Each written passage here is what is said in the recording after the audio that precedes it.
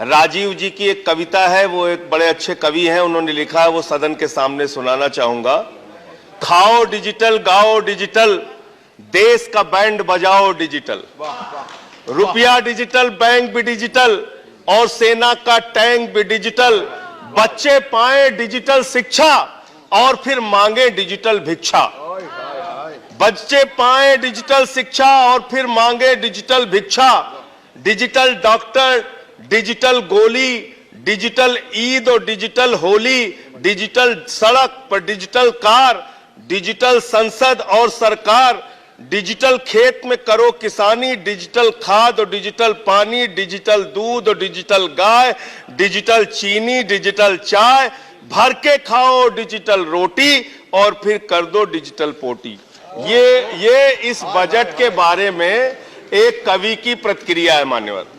और जो इस सरकार के दावे हैं उस पर थोड़ी बात कर लेते हैं मान्यवर। इन्होंने कहा है कि 60 लाख नौकरियां देंगे। मैं पूछना चाहता हूं, आपने तो स्वयं स्वीकार कर लिया, पहले तो आप 2-2 करोड़ करके लोगों को मूर्ख बनाते रहे और अब आप खुद स्वीकार कर रहे हैं कि 2 करोड़ आपके बस की नहीं है। अब आप 60 लाख नौकरियां देने की बात कह रहे हैं। और आप नौकरियां कैसे दे रहे हैं नौजवानों को मान्यवर? 35,000 रेलवे भर्ती के लिए 1 करोड़ नौजवानों ने उसमें फॉर्म भरा और उसके बाद जब उसका परिणाम आता है उसमें घोटाला और गड़बड़ी की जाती है। जब वो नौजवान सड़क पर नौकरी मांगने के लिए निकलते हैं उनको लाठियों से पिटवाया जाता है प्रयागराज में, उनको पटना में लाठियों से पिटवाया जाता है, घर में घुस के लाठियों से पीट पीट के आप नौकरी दे रहे हैं, आंसू गैस के गोले छोड़ छोड़ के आप नौकरी दे रहे हैं। आप कर्मचारियों की बात इस बजट में कर लीजिए मान्यवर। जब कर्मचारियों की चर्चा होती है, पूरे देश के कर्मचारियों की एक ही मांग है, पुरानी पेंशन की बहाली की जाए, पुरानी पेंशन की बहाली की जाए। 40 दिन कोई सांसद और विधायक रह लेता है, पूरे जीवन भर उसको पेंशन मिलती है। 40 साल कोई कर्मचारी नौकरी करता है, उसकी पेंशन आपने खत्म कर दी। पेंशन तो छोड़िए, टैक्स के राहत की उम्मीद थी कर्मचारियों को, आपने इस बजट में वो भी नहीं दिया। इसके साथ साथ मान्यवर आपने इस बजट में किया क्या है?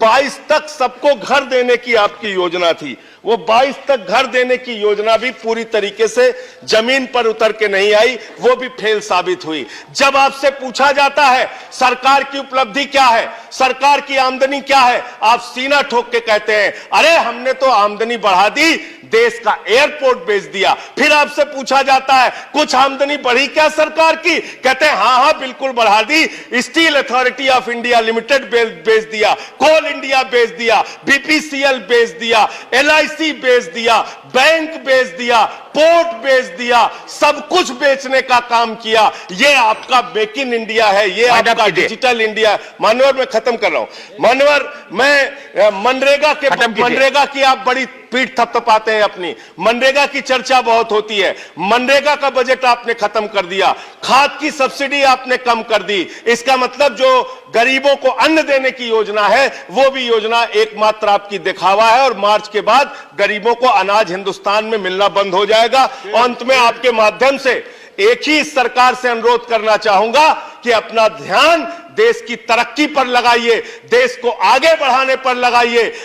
बेटी बेटी होती है, हिंदू की हो, मुसलमान की हो, सिख की हो, ईसाई की हो, उसकी इज्जत के साथ खिलवाड़ मत कीजिए, गुंडागर्दी मत कीजिए। आप तय करने वाले कोई नहीं होते, कौन क्या पहनेगा, कौन क्या खाएगा, कौन क्या कैसे रहेगा, कौन Zafar Islam, I'm sorry.